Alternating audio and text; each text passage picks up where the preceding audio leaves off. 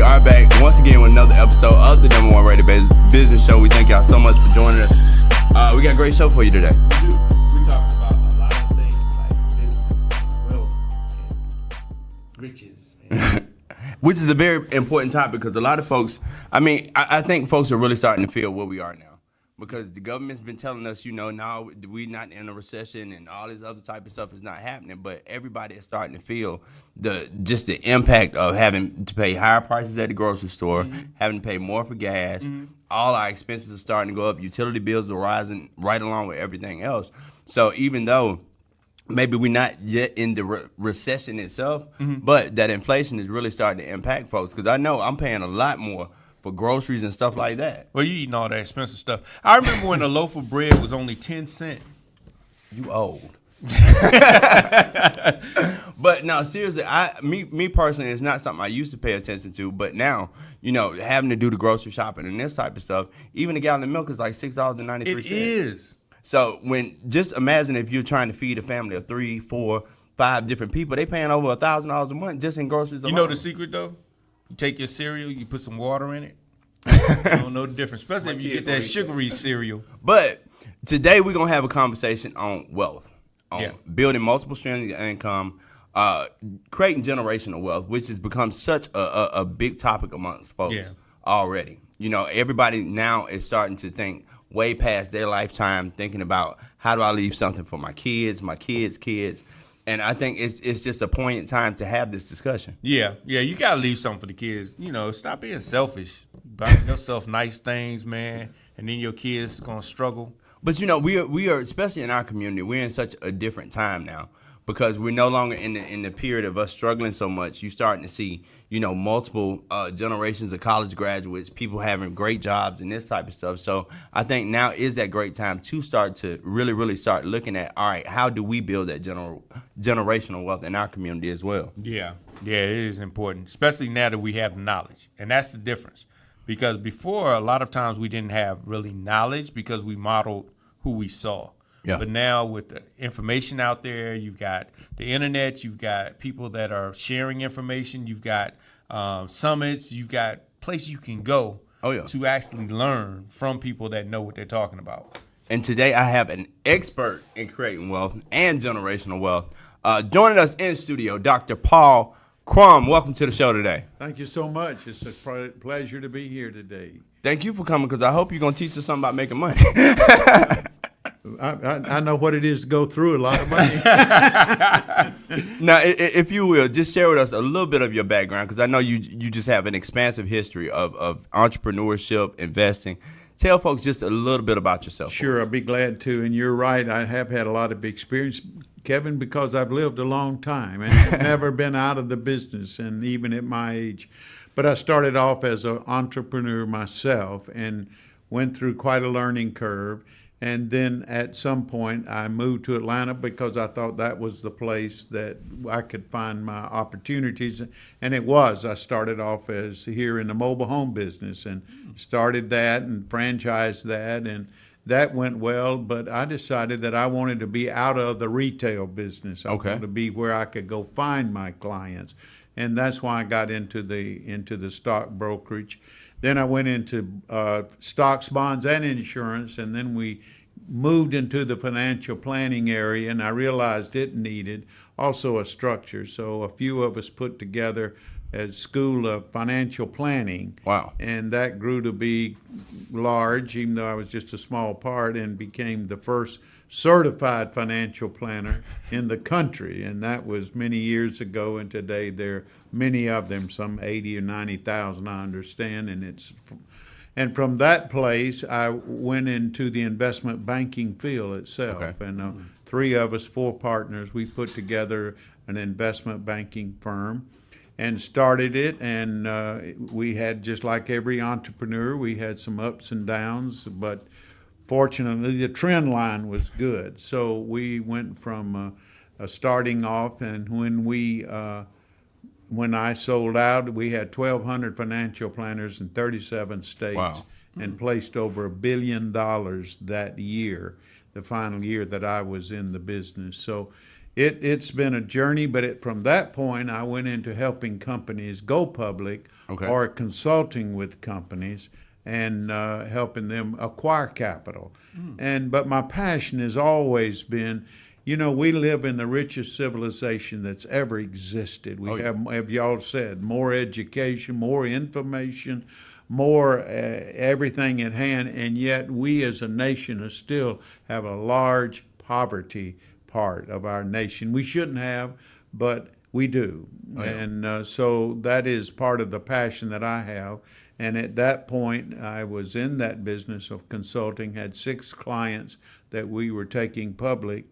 And God called me to go, and my next entrepreneurial venture was to a church or a ministry.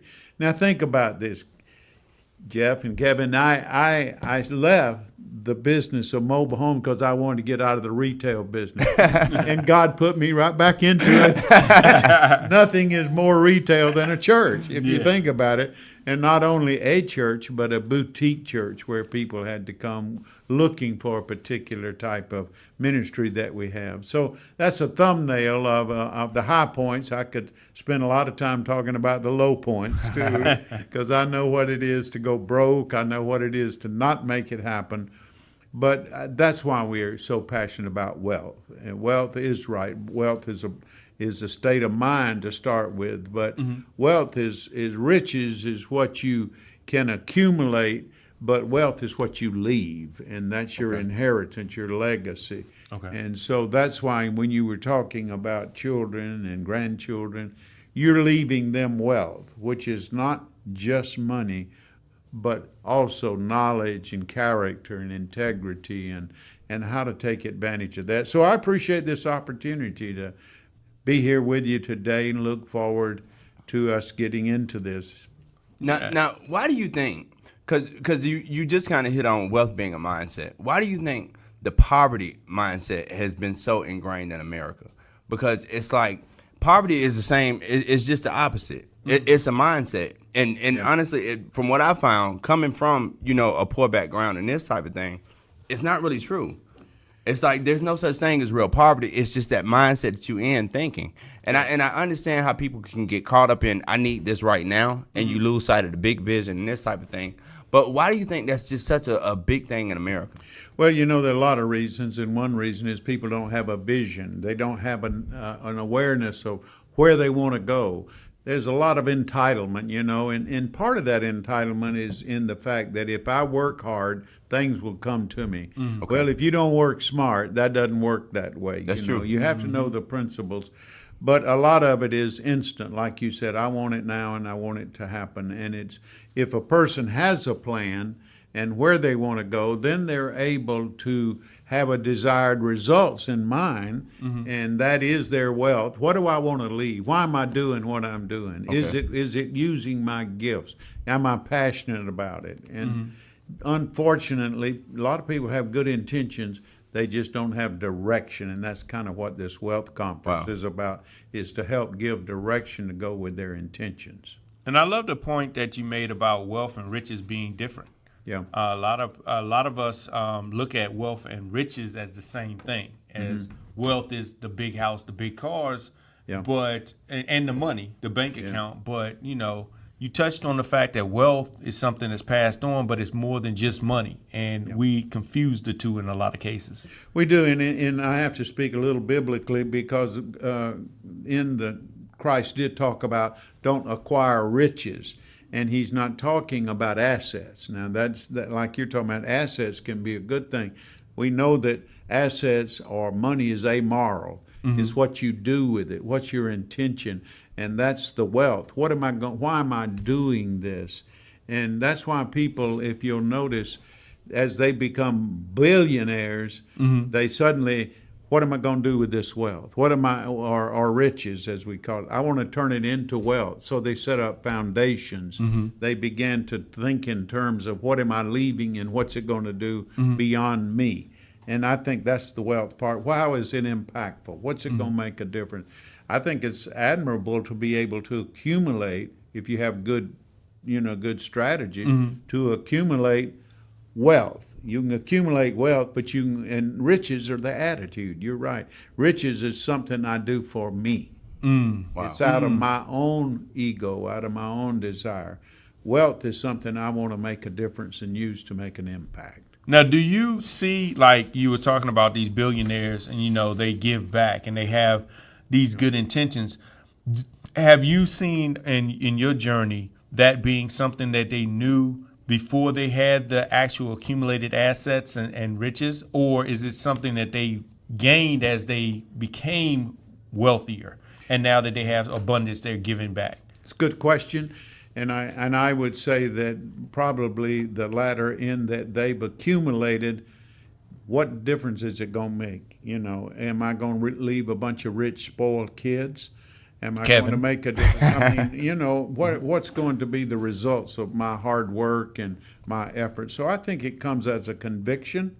I think some of it comes even as a guilt, in the fact that how can I do this and others can't? So I want to share it, and that's why usually most people with wealth set up foundations like Bill Gates and and people like that. They want to leave money that will continue to go beyond themselves. Now that leads me to another question. This day and age, is it still possible, even with all this going on? We talked about the recession, rising interest rates, and all these other type of things.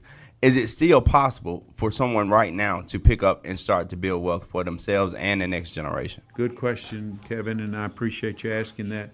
I think that this is one of the things that we know is that people are so driven by emotions, and this goes back to not understanding opportunities when they occur. There's probably as much opportunity right now as there ever has been in an inflationary environment. We all know that most millionaires and billionaires make most of their wealth during downtimes. Okay. Because they've already anticipated and they've already got a plan, and they know that they can't hit the bottom, but they know they can hit close to the bottom. And if it's real estate, and real estate became a big investment for Wall Street. Oh yeah. Coming out of the last recession, because they saw, wow, we can see when it comes back that there's a created demand. And now the largest owners of single family homes in America is Wall Street. Wow. So, they see that. So they bought up when it was down. The stock market is the same way. I can't tell you when it's going to bottom, but I can say that if you go and invest, now's the time to invest. Keep in mind that if an economy stayed flat all the time, there'd be no opportunities. That's true. It has to go up and down. And the key is we know it's going to go up, we know it's going to go down, so try to make an investment when it's down or when the window is open for opportunity. So just to answer your question, I think if you want to be an astute investor, it's a great time. Wow. I think it goes to your point of vision. Yes. You have that vision and you say, okay, here's my vision and here's my opportunity. Yeah. Versus I'm just winging it. I'm just going with I'm basing on it because it feels right. Yeah. But the main reason that people fail in business and in investments is their lack of planning. They do it usually in a response to their sense of things. Okay. And you and I both know that when you're in a profession, you have to have a sense of things. There's the gut feeling, as we call it. You have to have that, but you also have to be able to have the discipline and have the planning in mind to go with the vision. The vision without the planning is like, not having faith, or faith is putting action into what you hope is. So Okay. you have to have a plan to do it. And that's the main reason most people fail, and that's the reason we have poverty. Now, how does one person in a situation or in a poverty mindset, how do you start to begin that change and start to enact a lot of these principles and start to move towards more of building wealth and having that wealth mindset versus that mindset of lack and just it's no opportunities in that poor mindset that we see so much? Well, again, a good question. I've often thought of it this way. If I went to a third world country, let's say, and what would I do to start establishing wealth. Okay. And the first thing I do, and I still think is what people in poverty need, is hope. They really need to know that there is hope. And if you can get that part, then you're looking at what would be the main resourcing to start that movement towards wealth. Like in third world countries, many drilling a well starts the whole thing. They have hope, but now they got fresh water. Well, now fresh water starts planting farms, and irrigating. And Okay. from that, you start retail business. So I think the first thing I would do with poverty, and then following it, of course, is education. You've got to get people to not just want it, but to know not only why they want it, but how do I get it? And do it right, long term. Most people think short term. Oh yeah. We've got to teach people to think longer term. That's where the discipline comes in. Yeah. And I think it's very important that you stated, from a third world country point of view, to have that hope and to have some sort of mark to shoot for, that vision that you can shoot for. Because a lot of times I think, like you said, you get so much in your emotions, you don't see it. And so you discount people that do have vision and say, well, you have it because you have a lot of things. You've acquired this. You hit this mark in your life, and that's why you are happy and successful and wealthy and so forth, versus you had this type of mindset. You had a plan, you followed that, and now you have the results of that. Yeah. So I think that's kind of the challenge because, I know when you're trying to dream, it's easy to dream when you have everything that you dreamed for, or dreamed of, versus dreaming it and then it manifesting from that. Absolutely. A lot of people resent people with money, and a lot of people believe they got it dishonestly. Yeah, Kevin resents me all the time. It's like I don't. If you had some money, maybe I would resent you. But rather than trying to learn how they got it, yeah, or what principles they applied, they start just resenting him. Well, you're lucky. You just had somebody. He was born with a silver spoon. Yeah, you had all that education, all that privilege, but it still gets down to hard work, discipline. The greatest success factor, period, are the habits you form. Mm-hmm. Habits are the most important thing that you can establish if you want to be successful. And it starts off with people, like we talk about people investing. Start investing. Start. If it's small, start. Get the discipline of building a little bit, and that little bit becomes more, and then that becomes the compounding effect, which is miraculous in itself, how much compounding interest works. But that's the main thing. The habits of discipline go with it. People want it, they want it now. Oh yeah. And it's like the microwave theory with finances. I want to do it. I want to do it now. But I love you said discipline, because I can even remember when I first started investing. I was scared to put my first $100 into the market, and now I can make investments of $10,000 at a time because I've done it so much, and I built that discipline and knowing that, okay, it's gonna dip a little bit, we all right, and those emotions don't drive me as crazy as they used to. And then now, especially so easy. You can invest through Cash App, Robinhood. You don't have all the fees that you have with TD Ameritrade and a lot of the other E-Trade platforms and stuff. So it makes no sense whatsoever for you not to be in the game somewhere. Yeah. Now, one thing I do want to ask you is, what's something good to invest in this period of time that we're going through right now? Not Jeff Bezos. Me. But what is something that is a good way? Because when I first started investing, the best advice I was given was invest in what you know. Yeah. He said, you're using Tide, you're using these products, you've seen them your entire life, you know that they safe bets and this type of stuff. But when you start to go into periods like this, even Apple's taking hits, your major tech stocks and this type of stuff are taking hits. What strategy should somebody be using to start investing? Well, good question. I think it would depend, as you say, start. If they don't have a plan and don't know it, obviously to start with the discipline of putting aside a small amount of money, what they can afford, and then doing it consistently. Now you have to go to the different funds. There are many kinds of funds, and they're well managed. It's interesting because I was the lady that happens to cut my hair, I got into this conversation with her, and she's always asking me, I'm sorry, let me catch it.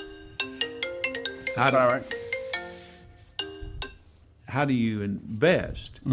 And I said, well, you can certainly afford $100 a month. He said, well, I can. I said, yeah.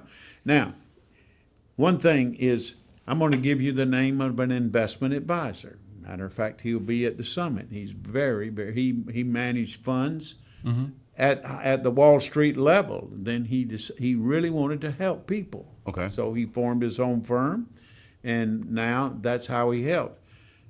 But anyway, I said, what a good opportunity. While the market's going down, invest continuously, because when it goes up, you'll carry up more shares with you. And, it's like anything's on sale, such as you go to the store, you're going to buy what's on sale. And so stock market's on sale too. So get in and consistently doing it. Now, as you grow, you have the opportunity to expand that investment in something like real estate. Okay. Real estate's investment is inflation hedge. There's no question. It goes up. The problem is it goes up and people have to move out. But if you're the owner and you're ready for it, now people are raising rents. It's Yes, they it's are. The difficult. rental market's about It's to be very huge difficult. with 6%. Yeah, interest rates 6.2 and Yeah. going up. Yes. Yeah, and it's going to continue to do so because there's just supply and demand. Yeah. There's just not enough housing units, and especially for affordable housing, there's just Yeah. not enough. So people charge more. Now let's talk about this Wealth Builder Summit that we got coming up, because Yeah. I'm looking at it now. You got some just huge topics to cover in this thing, as well as some great speakers. Robert Watkins, which is I think everybody's starting to know him now. He's really been blowing up here lately over the last couple of years. And Eric's on it. Eric, you know him. You threw me off for them, but let's talk about some of the speakers. I know Don Wells has managed, over $1 billion in investments and this type of thing. Yeah. He's going to be speaking on wealth management, correct? Yes, he will. He had, when he left the industry and to retire, actually retired at like 52 years old. Okay. And they were managing $2.1 billion worth of other people's money. Wow. And so they were very successful, and he participated, and he became very successful. But that's not his desire now. He will be one of the speakers, and he has a website that you go, and it says, "Help me invest." And he doesn't charge people anything to give them 30 minutes of advice on here's what I got, here's where I am, what do I do with it? And he will spend 30 minutes with you. Wow. At his expense, not theirs, and give you advice, and he knows how to do it. Let me make a comment, if I can, Kevin, about this summit and the purpose behind it. All of these that are participated started small, and they've all were successful in building their particular investment area, their space, and they built it successfully. But the point was, this is not academia. This is not somebody teaching from some university, which is nothing wrong with that. But for people who want to get there, really want to know, these people have done it, and they'll give you the nuggets and the strategies that they use and what to avoid. If we know what to avoid, that'll save the pain right there, as well as what to do. So that is, and all of them, it's diversified, because everybody in this environmental time that we are of entrepreneurship. Everybody wants to talk about entrepreneurship. Years ago, when I was in college, they didn't even have such a subject. Today they teach it, and so now everybody wants to be an entrepreneur. 70% of the population in the United States wants a side hustle. They want to be a solopreneur, and so problem is, where? How? What do I do? Where do I go? There's so many variations. Airbnb, is that for me? Does that work? How about the stock market? How about real estate? How about franchising? People don't know. Andy Banker will be there, and Andy started off as he was in a corporation. He started off as buying a franchise as a side hustle or as a solopreneur. And then he left that after he had 60 different franchises. Wow. Sold them off, but started with one and sold them all off. Now, he is there to help people find the right franchise. People don't realize when you think of franchise, they think of, Chick-fil-A or something like that, understandably. But they have franchises as low as $100,000 that are successful franchises that allow somebody to, and you say, well, I don't have 100,000. Well, you got some friends. But no, I love that you said it because I went to college as well, and college is great if you want to get a job. But if you want to make money, you got to find somebody that's making money and get them to teach you how to do it. Yeah. Like, seriously. Yeah. Because it's so much stuff. College teaches you a lot of theory. They teach you a lot of the books and this type of stuff.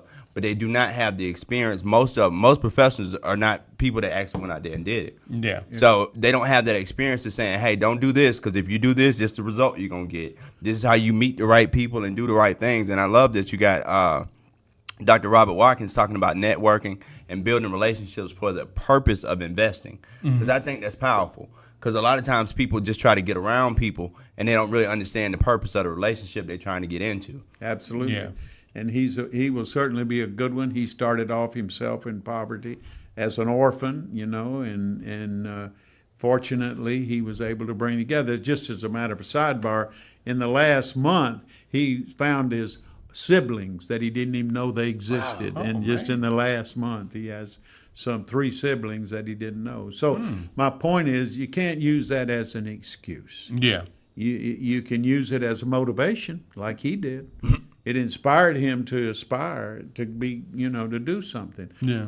Now his goal is legacy. Why do you think it seems like people that come from the most time worst backgrounds, they had a hard childhood. You see people coming from other countries, immigrants and things like that. They seem to be such more driven people, and they get out there and they do so much more. Because they're hungry. Yeah. It's because they're hungry. Yeah. Hey, hungry. Survive. Yeah. Fight or Because flight. I think a lot of that education, it just teaches you what to be afraid of. And then that terrifies people of, what if this happens? What if this happens? You get all the ifs. Yeah. Instead of just, this is my dream, this is my goal, this is what I want to do, and go do it.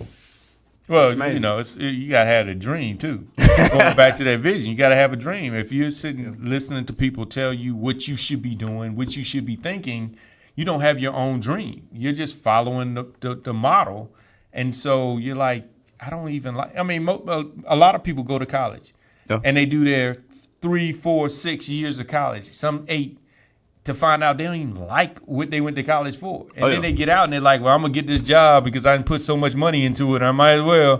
Plus, everybody else says I should, and I put so much time, but I don't even like this. And I think that's the challenge, is having the dream, having that vision to say, this is the direction I want to go. Let me educate myself to that. And education doesn't have to be, with a university or college. Wow. That was actually insightful, Joe. Well, every now and again, every now and again. Now, some of the other things that you guys are also going to be covering, some of the newer technologies and some of the new investments that people are talking about. I see you got Oz Hillman. He's going to be talking about cryptocurrency. Yeah, what a good time to talk about cryptocurrency. Yes. It's been up and down. I know. Have you seen Bitcoin lately? Yeah, man.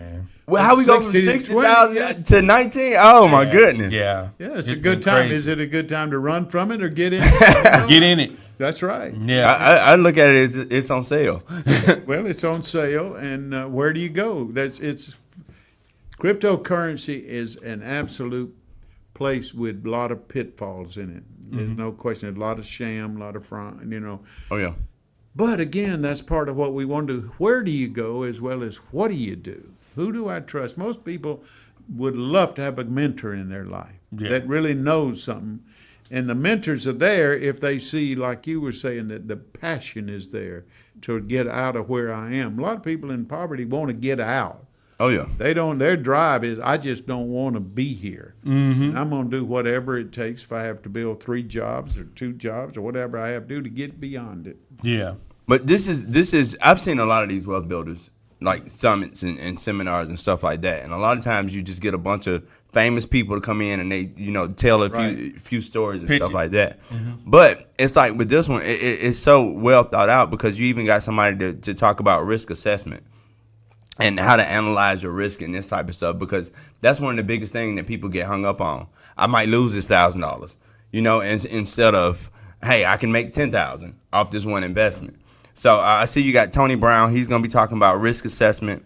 And you also got Mike Ross. He's going to be talking about the stock market, how to manage that portfolio, because you can't just invest in McDonald's, Jeff. You got to have multiple things. You got to invest where you go.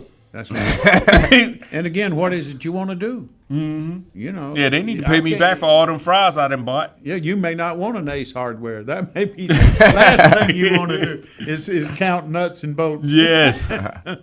Now, you also got Eric Etheridge. He's going to be talking about Time you property. gave Eric his props. Do you know him? Is that your guy? Don't worry about who I know. You investing in real estate on the side, ain't tell him? Don't worry about what I It's supposed to do. be partners, Joe. Don't worry about what I do. Anyway. See, Doctor, tell him your ahead. business is your business. My business is my business. Oh. Talk about Eric. Now, what's the difference between, I see that Eric's going to be talking about property investment, but you also got Darren Collins. He's talking about the investment funds. Yeah. Kind of differentiate that for us a little bit. Eric Etheridge is a very well-respected appraiser.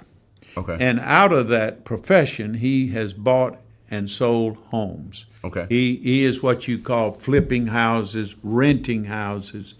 So he will tell you how to, if you want to buy individual real estate, Okay. how to buy a house, how to buy a commercial, whatever it is you want to do, and how to either build it, sustain it, but where's the best location? Just because it's cheap doesn't mean it's the best. And, and even what may seem high, investment institutions only invest in Class A properties. They don't look beyond that because they don't want problems. They just want to stay rented up and fully. But that's the difference. Now, Darren Collins has started out with, again, buying houses, flipping houses, and he moved over into now where he brings money together and syndicates it and puts it together into funds. He just moved into this area. And again, his motivation is to get people who have not been able to afford to invest to start with a fund. Invest $1,000 instead of $50,000. There's used to be, not so much now, buying with nothing down and no money. That's very rare, very rare. Oh, yeah. Especially in this without, day and and age. certainly without risk. You got to take a lot of risk. So that explained the difference between them. One's individual, one collectively with other people. Okay. No, I like that. I don't have to go listen now. Yeah. It's about getting around the right people, man. No, it seriously is. Yeah, association. Educate yourself. Now, I see also you're going to be covering topics like franchising with Andrew Banker. Banker, I'm sorry. Tell us a little bit about franchising because, like you said, it's not just the McDonald's of this world and the Chick-fil-A's that you can go buy franchises in. And I think people don't realize it's so many different investment opportunities around franchising. Yeah. You're so right. The franchises we know are the ones we see. But there are a lot of franchises that you don't see because they're not retail. They franchise they're not just restaurants and things. Different franchises oftentimes have a whole market that you don't see. And that Batteries Plus, you see that advertised, but their big market is into trucks and fleets and to generators and companies that use big batteries, huge batteries.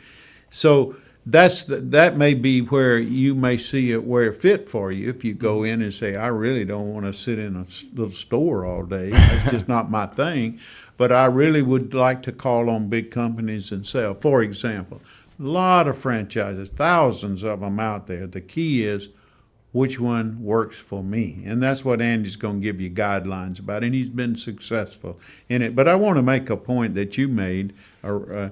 These people, as far as being known publicly, like we're talking about corporate executives and people like that, that's our biggest challenge in this is for people look for names that they identify. We look for experience and success. And Wow. like I say, all these people are successful but they're not public figures, as we know. And I love that. That's so important because a lot of times you look at the figurehead of it and you don't look at the practitioners, the ones behind the scene actually doing the work. Oh, yeah. And they know really the hiccups and the triumphs, where the person that may be in front of the camera, they know what to say. Yeah. And so, they do their job. They're the talent. They do their job. But when it comes to you asking them a question about real estate, well, I was landlord and, my tenant broke the toilet. What should I do? Yeah, I sell a course. I don't know. I've never had a tenant, but the person that's actually your property manager is like, look, this is what you need to do. Did you have this clause? I had that happen to me though once, man. I had a tenant break a toilet. How do you break a toilet off the base? I'm like, what were you jumping up and down on the toilet? Yeah. But no, it's so true of what you're saying, because a lot of these seminars you go to, you just getting salesmen. Yeah. And unfortunately, it's like I went to a lot of those in the beginning, not knowing the right places to go and the right people to listen to. But actually being able to hear from people that do this and have actually done it, and they've done it from where you are sitting too.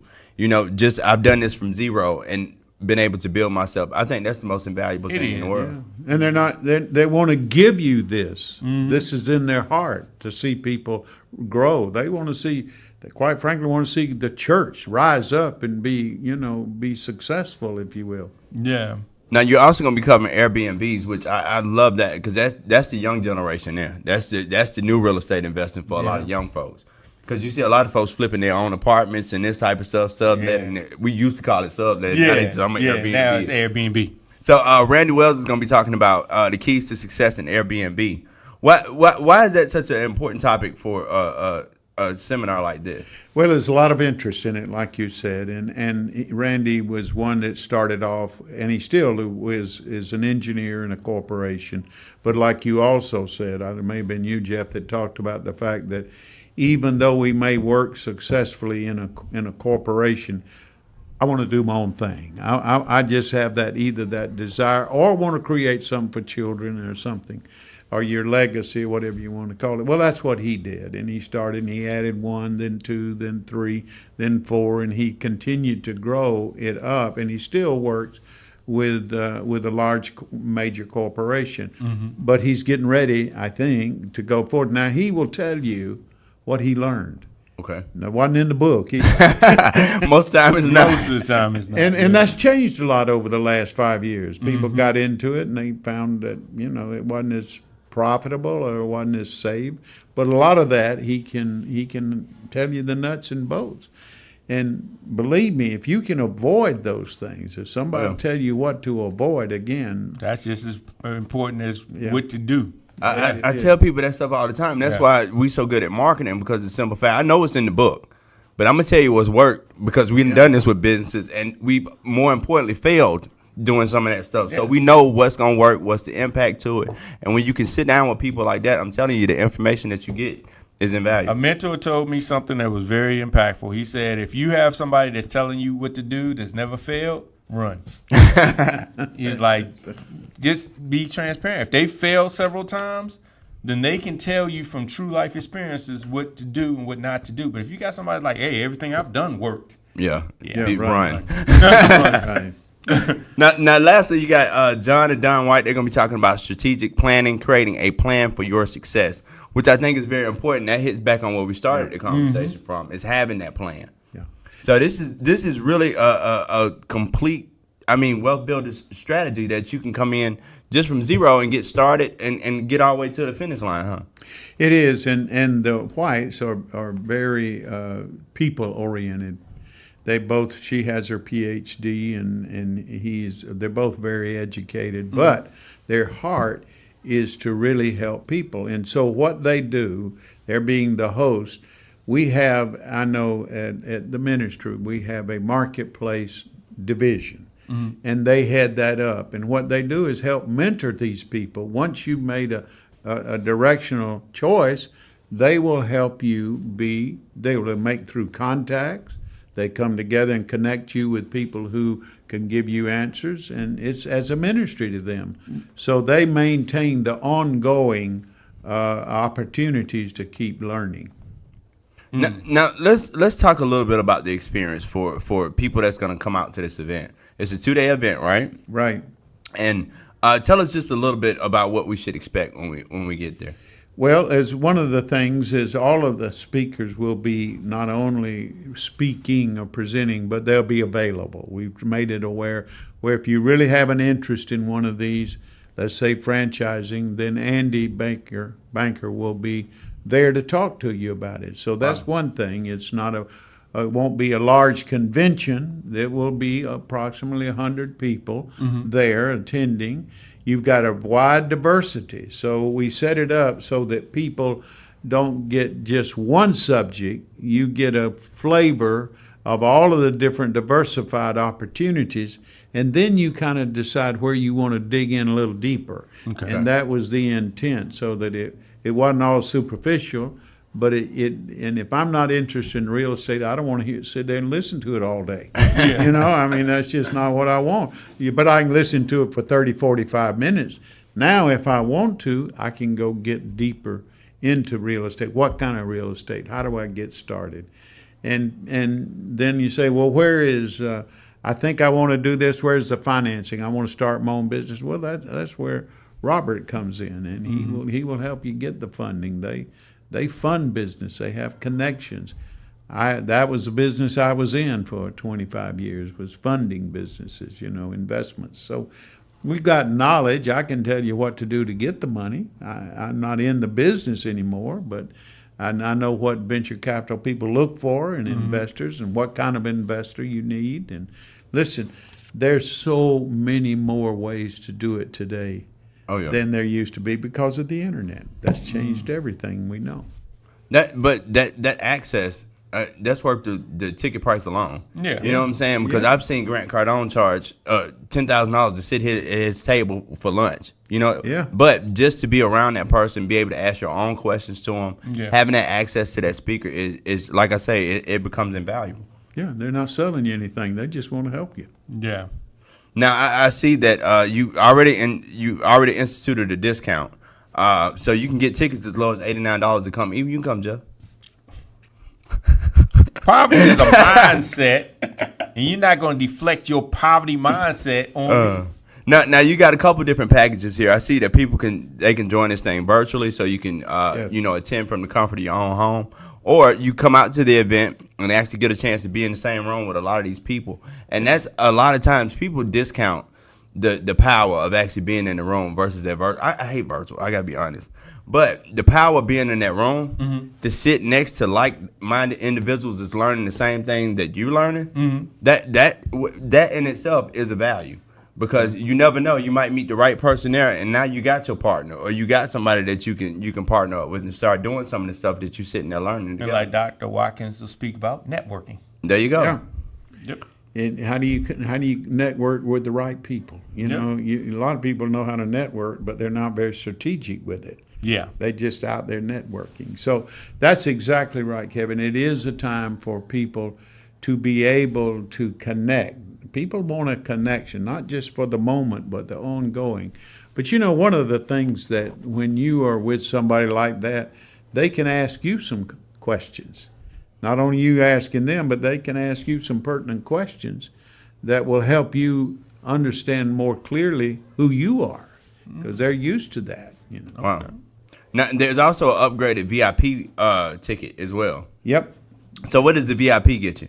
Well, it gets you, of course, we say here, good seats, and that will be, and a little more time. There will be some more personal time with the particular person that you want to be with. That is the old green room type of setting where it gives you that opportunity. You'll get some books that will be helpful to you, and so it just has those kinds of privileges. There will be luncheon on the first day, and there'll always be snacks and coffee and keep everybody.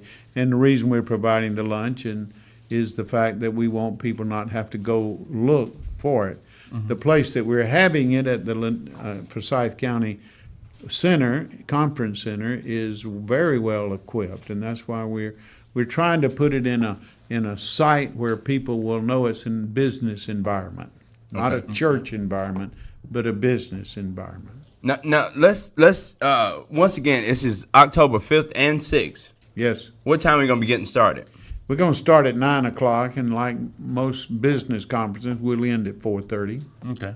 Yeah, it won't be night sessions, and of course, we hope people get together at night with some of these speakers if they really are interested in connecting with them, and that'll be availability. And if people want to get tickets, or if people want to go ahead and register right now, because I know people are starting to get excited. Yeah. If people want to register, they can go to thewbs.org. Yeah, the belt. Yeah, you're right. Let me be sure I put the initials and not the name, because they'll go for the name. Yeah, the THE. Yeah, well, WB Summit, WBS.org. The WBS.org. I promise you, I'll definitely be in attendance. You going, Jeff? I'm gonna go. All Yeah, right. if you I'm can't gonna learn come to something. both days, come to one day and get the recordings for later. Now, one thing that you did mention was the church. Yeah. And this day and age, you're starting to see a lot more churches start to move into marketplace ministry. They're starting to realize that God needs to be a part of your finances and that type Yeah. of thing. Why is it that the Life Center, or why is it you take such an interest in doing something like a Wealth Builder Summit? Well, thank you for asking me, because that's part of my passion, is the fact that I came out of helping wealthy people gain more wealth. And part of the things that drove me out to get out, sell out, was the fact that, what have you done for me today? That greed factor, and when you've got people that you just finally, I guess like a football team, it's winning. What are you going to win the next game, So the part was, when we got into the church, started with a ministry training people, and I began to see people coming into our church that were emerging entrepreneurs. And I thought, well, what do we do with it? Now the church, the way we view it, is it's not segmented. It's not just church. We believe that biblically, church covers your business, your family, your relationships, your every part of your life, your social part and your business part. So if we can take the principles that are embedded and ingrained in the Bible and extract them so that we can teach them and how to apply them, they're going to work. And so I began to train these entrepreneurs on how to be business people. And it's interesting, because 25 of them are coming together in a week to talk about their successes, because they're all over the world creating businesses and things, some of them quite successfully. But that's why I said, okay, these are people that are to finance, if you will, the growth of the kingdom of God. That's the growth of the church. Takes money. Oh, yeah. And and I tell people all the time, there are three kinds of people if you want to start a church. Prayers, somebody can pray. Payers, that's people that God raised them up to make money to pay the church. And as long as they do that, they'll prosper. And then the third is what we call sayers, which are people that can prophesy what direction people are going in. But it takes payers. God knew that. You can go back and study it. He picked people up and made them payers. Wow. Well, we're going to take a quick break right here, and we'll be right back with final thoughts.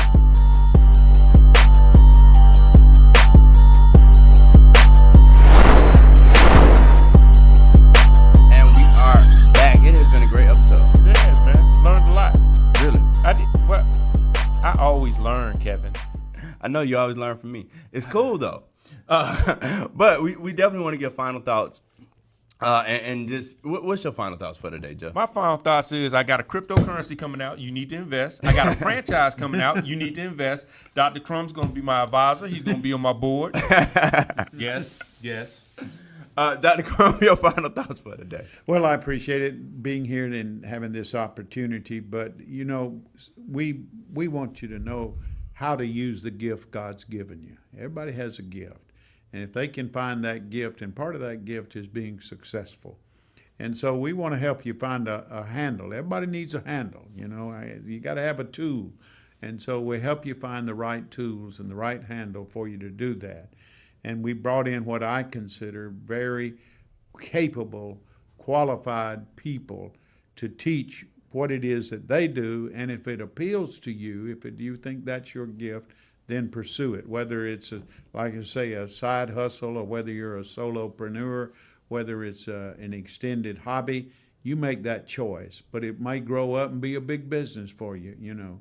So we won't know, but we're going to have, by the way, a boot camp on the 27th. That's Tuesday. Okay. It will be a virtual webinar. Okay. And you can get it on the website.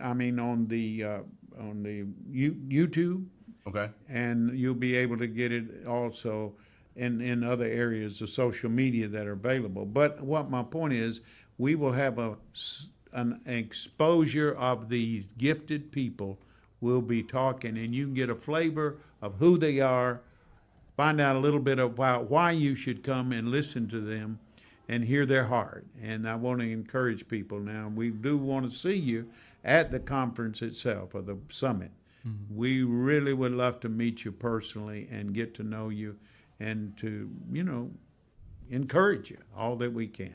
And once again, that is October 5th and 6th, 2022.